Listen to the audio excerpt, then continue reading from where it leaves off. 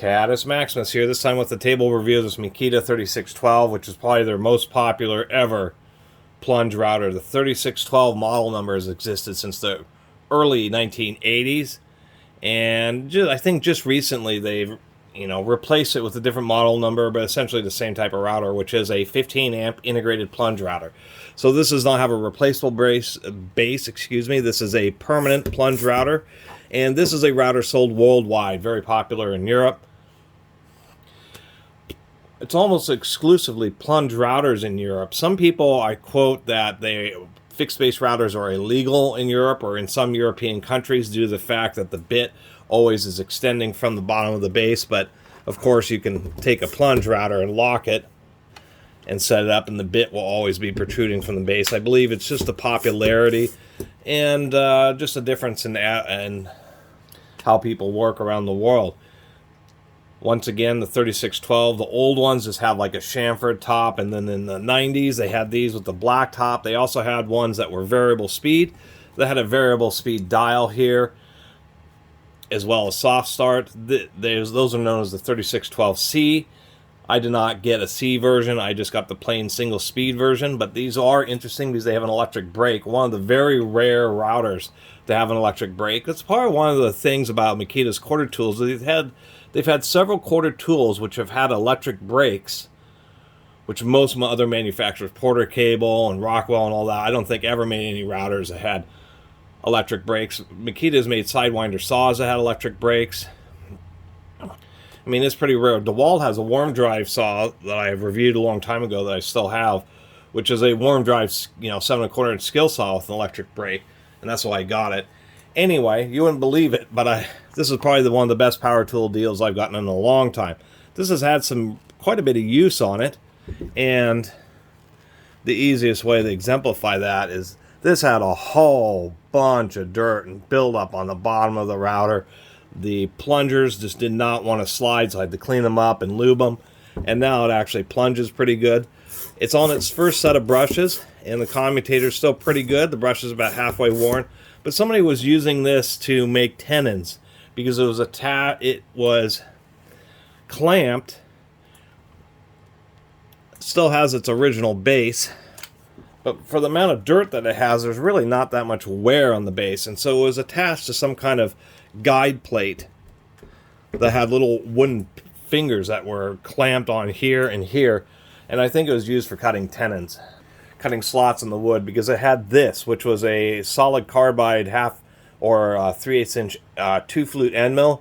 This is an end mill that's really optimized for like aluminum cutting,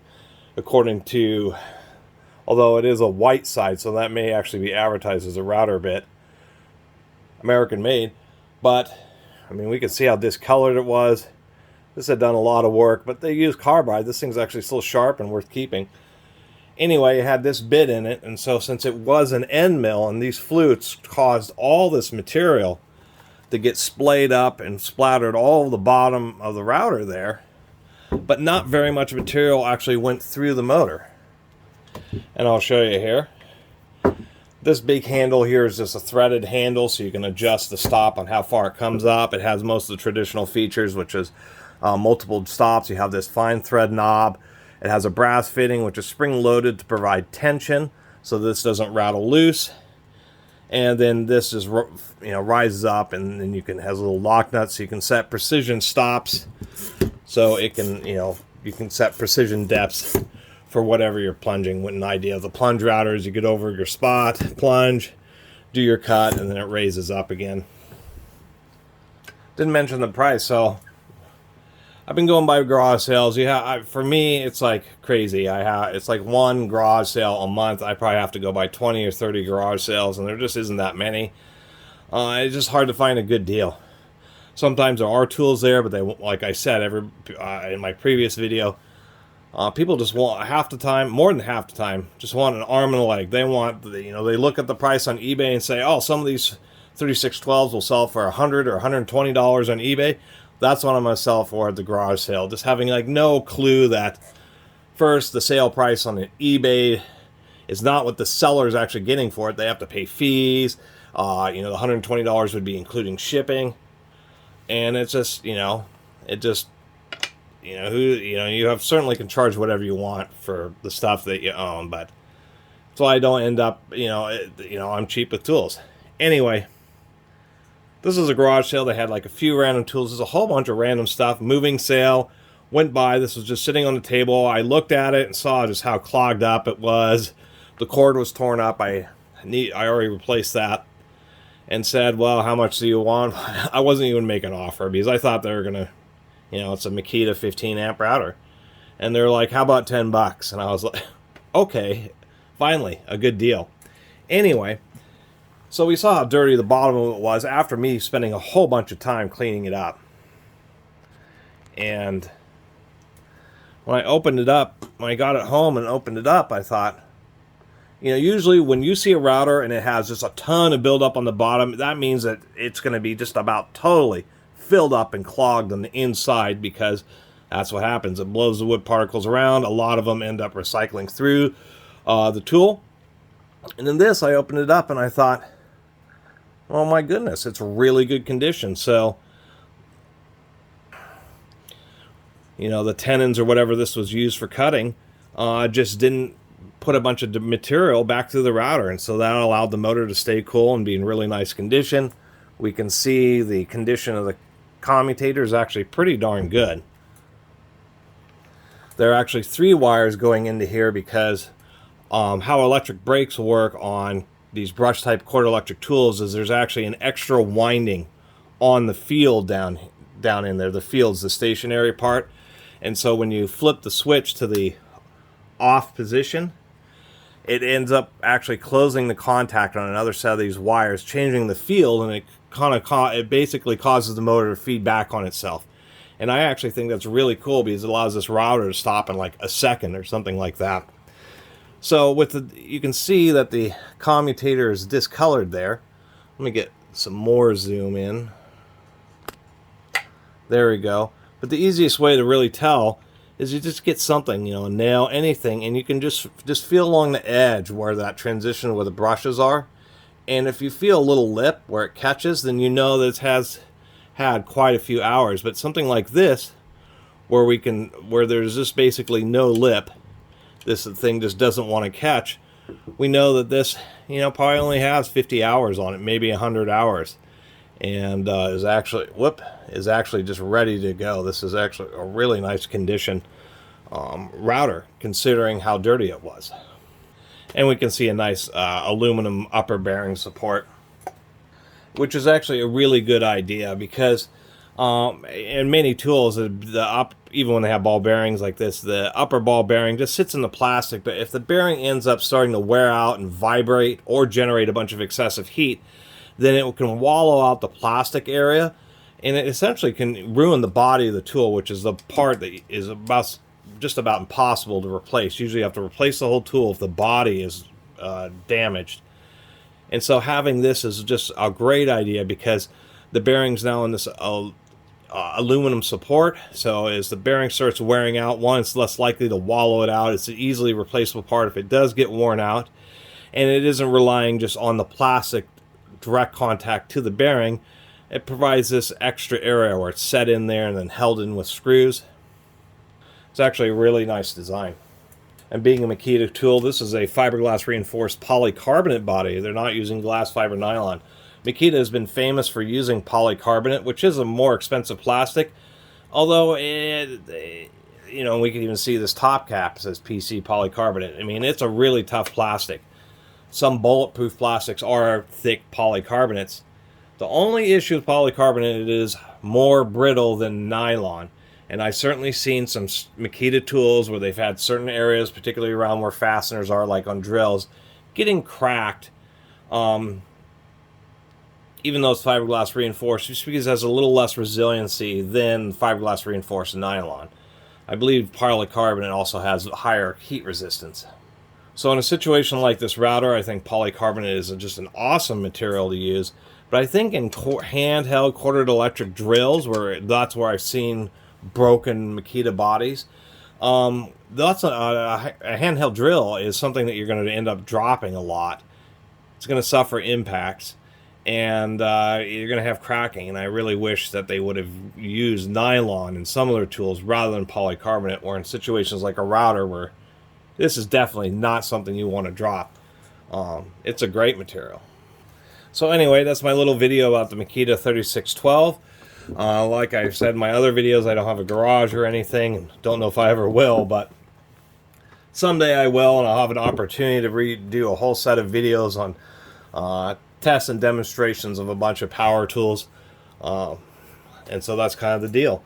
We'll give this a quick run, make sure it's turned off. I do like this power switch. A lot of routers are just up on the motor, but this one I think is pretty intelligent, because people complain about, you know, kickback and rotation when you turn on these powerful 15 amp routers, but this Makita is actually pretty smart because it's right here. So you're already holding onto the handles, you kick it on, kick it off with your thumb, hit it with your forefinger, whether you're in a position where your hands are lower or your hands are higher. Just super easy to hit that switch while securely gripping the tool, which I really do like. And Makita tools have pretty well balanced motors. And this thing is, and we still have our little shield here, it needs to be cleaned up. But we'll demonstrate the brake. That's one thing I really like about this.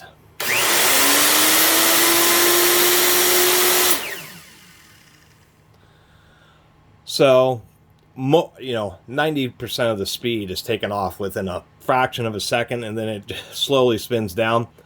But that is good for a couple different reasons. One, if you have some kind of problem and it kicks back, and you maybe you're aware of that and you have your finger on the switch, if it kicks, you'll snap it off and the router basically stops instantaneously, which can really prevent a severe injury.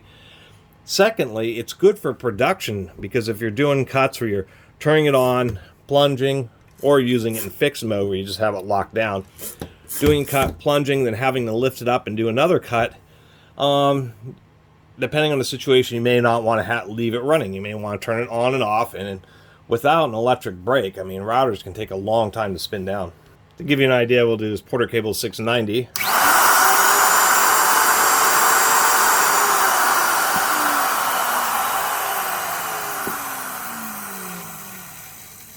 That's how long you would normally have to wait before doing another cut, where on the Makita, it's super nice.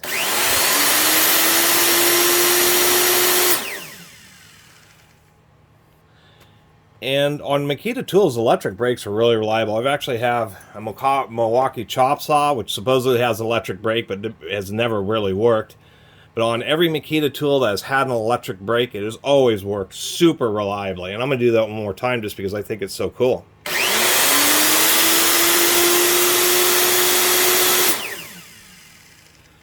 Just a nice safety feature, and makes it just a lot quicker and easier to deal with the router. And one last thing I'll mention in this video about the 3612, since they were, I believe, Makita's most popular router ever, there is lots of parts available. You can still get motors, and brushes are only like 15 bucks. You can basically still get every part. If I want to spend the money I'm considering doing, it'll cost me 30 or 40 bucks to buy a new top cap and the variable speed circuit, which just sits inside the motor housing in this area here. So I could actually upgrade this to the variable speed version with the soft start, although it's not a big deal. You can just get a router speed controller. The reason you want that is on these big 15 amp routers, you can end up running really large bits, such as molding bits, large trim bits that are really tall and cut complex shapes, or are really large in diameter. And you will want to slow the RPM down just so you don't get burning issues. You can get collets, so these can be used with 3/8 and 1/4 inch bits if you want to do it that way. Although since I have things like, you know, the Porter Cable 690, even though I have a 1/2 inch collet for this, this is something I'll reserve as the 10 amp 1/4 inch only, and then I'll use the Makita for the 1/2 inch bits and just always have it with the 1/2 inch collet in there. It does use a captured collet, and that may be part of the reason I got it for 10 bucks. Captured collets, what that means, well, unscrew this. is that, and Porter cable, everybody does it, is that this collet snaps it. There's actually inside this nut, pretty expensive nut because there's a bunch of machining. There's a little shelf inside it. So this collet snaps into that shelf. And then when you put the bit in, it expands it out. And the purpose is as when you, after you've used the router, these tapers end up getting jammed. And so with the bit in it, it keeps the collet locked into its little groove inside there. And as you unthread it, the nut itself actually extracts the collet so you can remove your bit and it doesn't get jammed. This one, I removed the nut and the nut just came off and the collet and the bit was stuck in the spindle. And if you ever run into that situation, you just go around and tap real lightly, turn the spindle a quarter turn, and just do real light taps. It only takes you a couple minutes because you don't want to ding up, bend, or damage the bearing. And eventually you'll get the collet to release. So somebody had some issues where they were trying to put in the bit. Somehow they ended up popping this little collet. It's not that easy to actually pop out of there. They ended up popping the collet out, putting the bit in, and then just putting the bit into the end of the router and then putting this nut over the top of it, causing it to really get seized. And they probably couldn't get the bit out, and that's why they were selling it at the garage sale and why they wanted no money, because they thought, even though they didn't mention that, even though like the whole family was there, it seemed like it was the family, looked like the grandpa was the one who actually had owned this unit. Didn't mention that it had a jammed bit in it. But that's the deal. You're not supposed to have jam bits. You're supposed to make sure that this collar sits in there and then you put the bit in so that the nut can extract it, and the bit, the way it expands the collar, make sure that it can't slip past the little lip that it is on the inside of the nut. I also like that it has a spindle lock. This style versus having to use 2 wrenches. I don't mind this style right here just because it's simple, it's easy. This is not a button that you're ever going to accidentally hit. You never hold a router like this in any kind of fashion where you're going to be accidentally bumping into that button. And then you only need just 1 wrench to work on the nut. Anyway, that's my video about, I'll say, Makita's most popular and famous 3612 router. Remember, the 3612C is the variable speed version, so if you want to spend a little more money. Otherwise, they're really pretty well regarded both in the United States and in Europe as just nice, high power. I think these are advertised as 3¼ horsepower, but in North America, these are 15 amp. I think in Europe, they're 7 or 8 amps, something like that, 7.5 amps. These, of course, are at twice the voltage, 220 or 240 volts. But just a nice, smooth running plunge router. Pretty compact with just a lot of power. Anyway, thanks for watching. See you next time.